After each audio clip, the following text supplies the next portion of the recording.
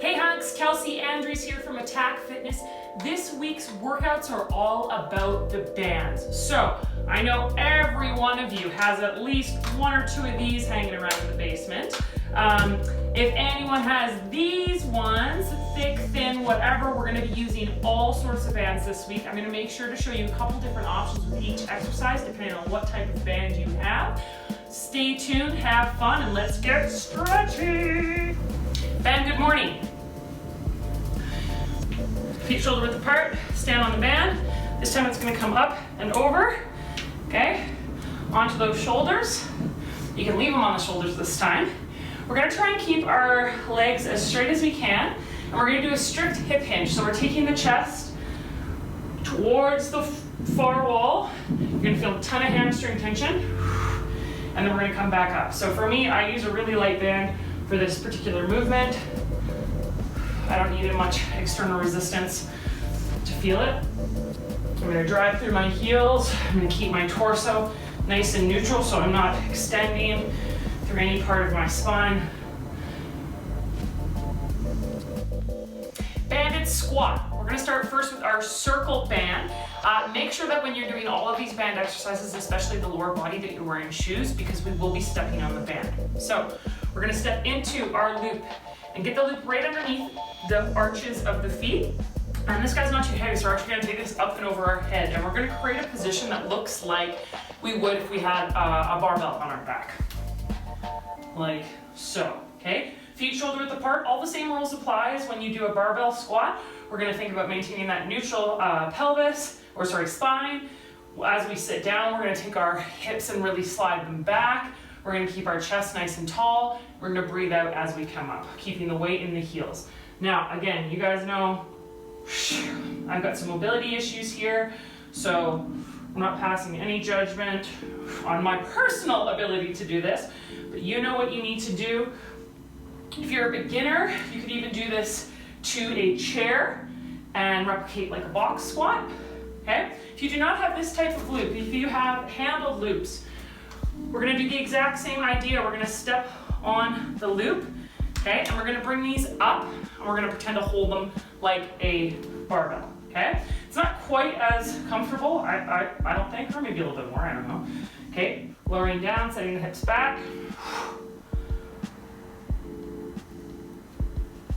Making sure we really squeeze at the top. Banded deadlift.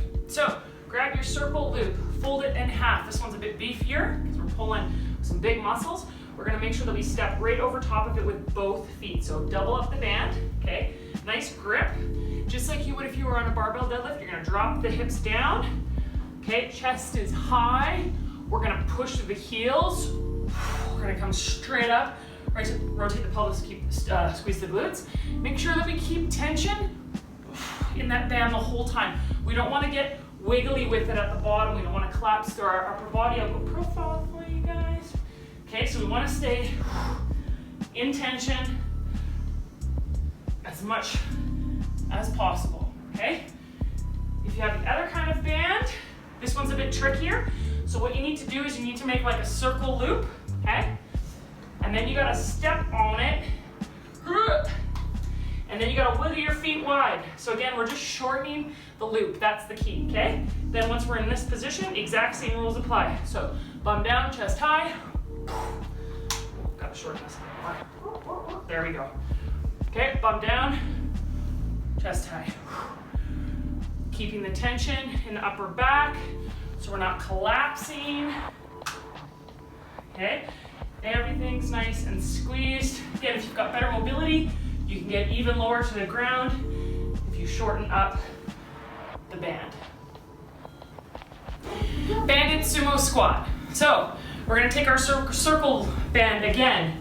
We're gonna step into it like we did for the back squat. We're gonna put this bad boy up and over our shoulders, okay? And again, I like to keep my hands here just so it's not digging on my neck, okay? We're gonna take our legs nice and wide, just like we would if we were doing an actual sumo squat. Nice and tall. Again, we're gonna lower the hips down, set them back, keeping our chest high, but this time we're gonna let our knees go nice and wide. hands here. That feels the best. And that allows you at the bottom position, if they're sort of wrapped on your wrists, you can keep a little tension in the band on the way. Nice work. If you're using the other band, same thing, step into it. Whoop. Okay, good, hands come up, rack, we're gonna get nice and wide, toes point out. Okay, at the top, big rotation and glute squeeze. You're gonna get a nice activation in your big glutey glutes.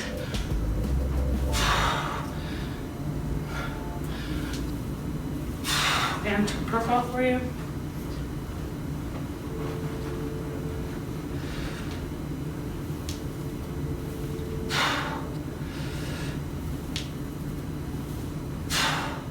Banded pull through.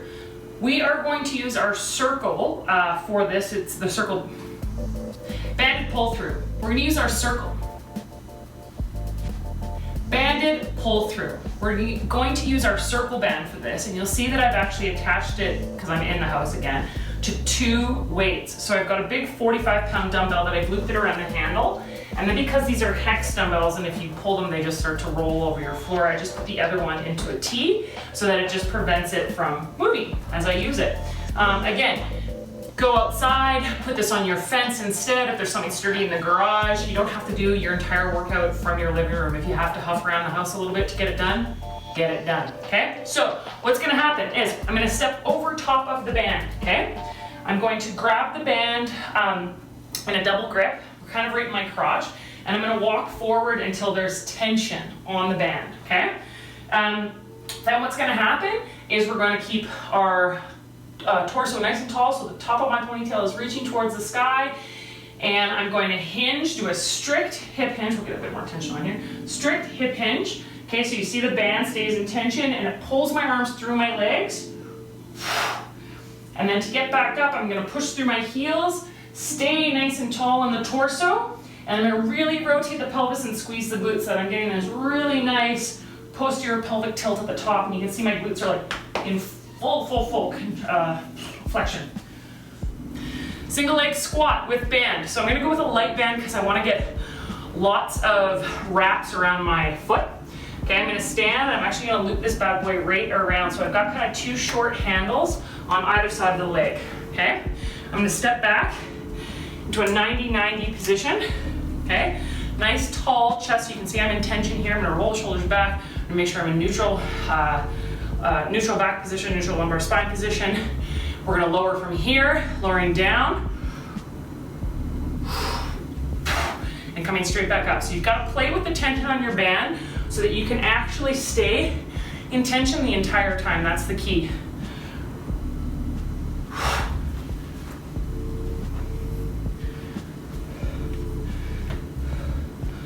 Lowering down, staying in tension. As I come up, extending that front knee fully, really getting nice contraction in that quad. Leg, bed leg, glute kickback. So 4-point kneeling position on this bad boy.